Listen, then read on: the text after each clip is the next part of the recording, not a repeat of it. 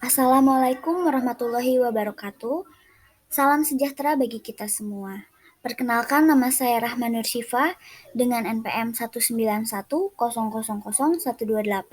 dari Fakultas Hukum Universitas Pasundan yang di bawah bimbingan Bapak Dr. Subelo Wiono, SH MPD. Pada kesempatan kali ini saya akan mempresentasikan mengenai proposal saya, yaitu yang berjudul Upaya Perlindungan Hukum Kasus Gagal Bayar Terhadap Pemegang Polis PT Asuransi Jiwa Kresna ditinjau dari Undang-Undang Nomor 8 Tahun 1999 tentang Perlindungan Konsumen. Pembahasan yang pertama yaitu mengenai latar belakang. Di dalam kehidupan sehari-hari, dalam setiap keputusan yang akan diambil oleh manusia dalam menjalani kehidupannya, pasti akan selalu dipenuhi dengan risiko. Risiko adalah kemungkinan kerugian yang akan timbul dan yang akan dialami yang diakibatkan oleh bahaya yang mungkin terjadi. Tapi tanpa diketahui lebih awal akan apakah akan terjadi dan kapan hal tersebut akan terjadi.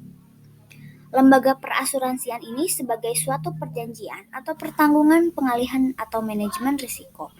Asuransi ini merupakan lembaga keuangan bukan bank. Hal ini karena asuransi dapat menghimpun dana dari masyarakat umum yang dapat menghimpun dana dalam jumlah besar untuk pembangunan dan juga dapat mengasuransikan dan memberikan perlindungan terhadap kerugian finansial yang disebabkan oleh kejadian yang tidak terduga.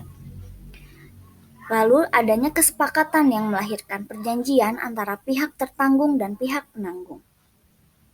Untuk meminimalisir atas beban risiko yang dialami, pihak yang tertanggung selanjutnya berusaha mencari pihak lain yang bersedia dalam mengambil alih risiko dari ancaman tersebut, yaitu dari lembaga pihak asuransi, dan sanggup untuk membayar kontrak prestasi. Maka dari sini awal mula permulaan di mana terbentuk yaitu perjanjian asuransi antara pihak dan penanggung dan tertanggung pada saat tertanggung menawarkan penawaran jasanya pada perusahaan asuransi untuk menerima pengalihan resiko tertanggung. Di dalam lembaga perasuransian ada yang dinamakan polis asuransi dan premi. Salah satu unsur yang ada adalah polis ini merupakan perjanjian asuransi antara pihak penanggung dan pihak tertanggung sebagai penutup asuransi. Polis asuransi ini digunakan berawal dari persetujuan dan telah memenuhi syarat yang telah ditentukan oleh para pihak tertanggung dan penanggung asuransi jiwa yang bersangkutan. Polis ini berlaku di antara polis perorangan yang telah memiliki harga dan dengan adanya kesepakatan tidak adanya penunggakan pembayaran atas premi asuransi tersebut. Premi merupakan sebuah pembayaran yang akan ditetapkan sebagai biaya pengalihan risiko dari pemegang polis kepada penyedia asuransi. Besaran premi ini ditentukan oleh penyedia asuransi dan disepakati oleh pemegang polis.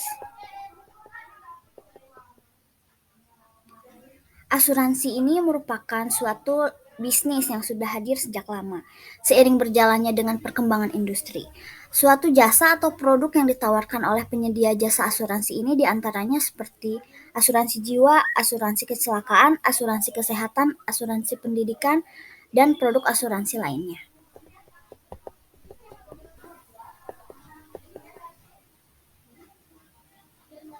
Perjalanan asuransi di Indonesia tidak berjalan semulus kelihatannya karena terjadi banyak perubahan-perubahan kasus asuransi yang terjadi. Khususnya asuransi jiwa PT Asuransi Jiwa Kresna Life yang mengalami gagal bayar dua produk asuransinya yaitu Kresna Link Investa atau disebut dengan K-Lita dan Projecto Investa Kresna atau PIK yang mengalami kesulitan atas pembayaran.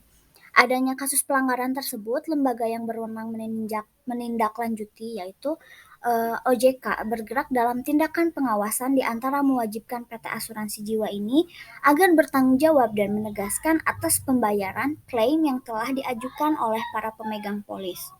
OJK juga memerintahkan untuk menyusun strategi penyehatan keuangan yang memuat langkah-langkah penyehatan keuangan perusahaan pemegang saham ini untuk mengendalikan dan mengatasi permasalahan asuransi jiwa ini serta rencana pembayaran klaim secara detail. Hal ini dilakukan untuk mencegah risiko kesulitan pembayaran klaim atas polis jatuh tempo yang lebih besar dan melindungi kepentingan pemegang polis.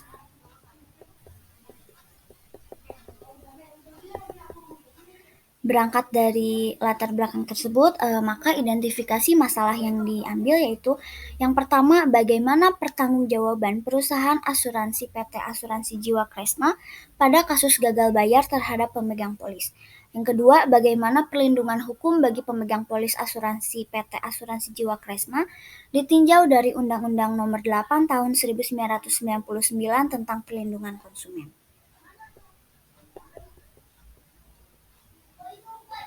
Lalu di sini ada kegunaan teoritis yaitu sebagai referensi dan literatur pengembangan dan pertimbangan.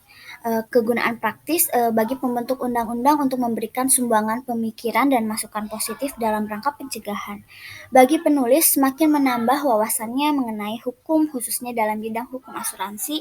Bagi akademis sebagai literatur untuk penelitian selanjutnya, serta juga memberikan manfaat bagi aparat penegak hukum, pelaksana undang-undang, pemerintah maupun masyarakat secara luas.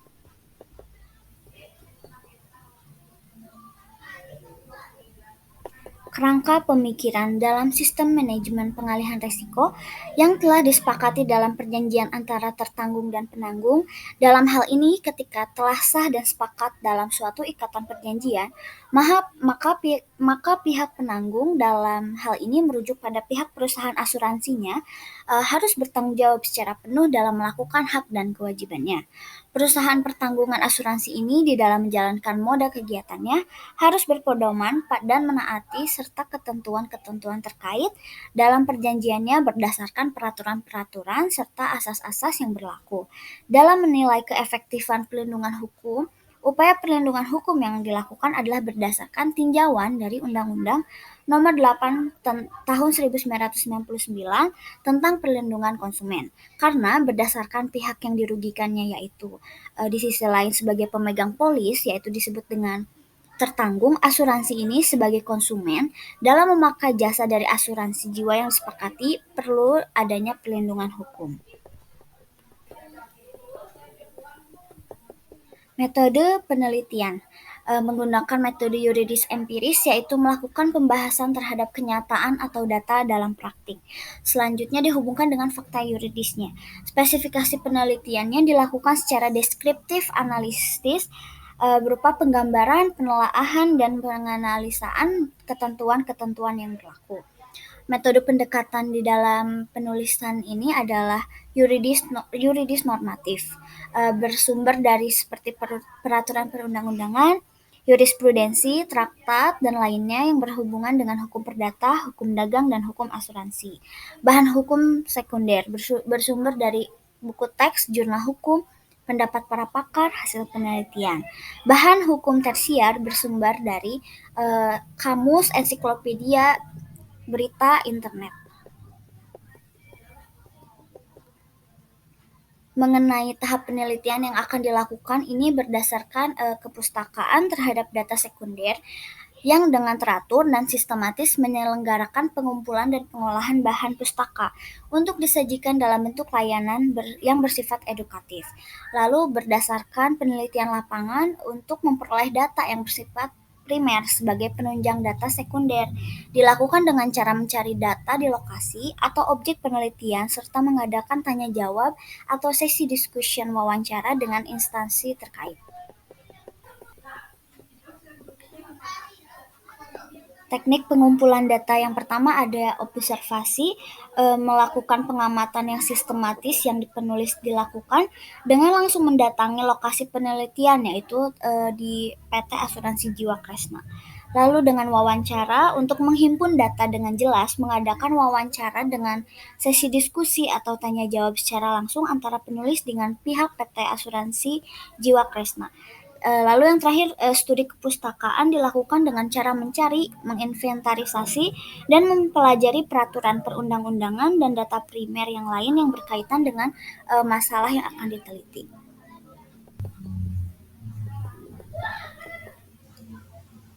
Yang terakhir, ada lokasi penelitian yang dilakukan di kepustakaannya, yaitu ada di Perpustakaan Fakultas Hukum, Universitas Pasundan, dan di Universitas Pajajaran Bandung. Penelitian lokasi yang ada di lapangannya ini dilakukan di PT Asuransi Jiwa Kresna. Sekian dan terima kasih.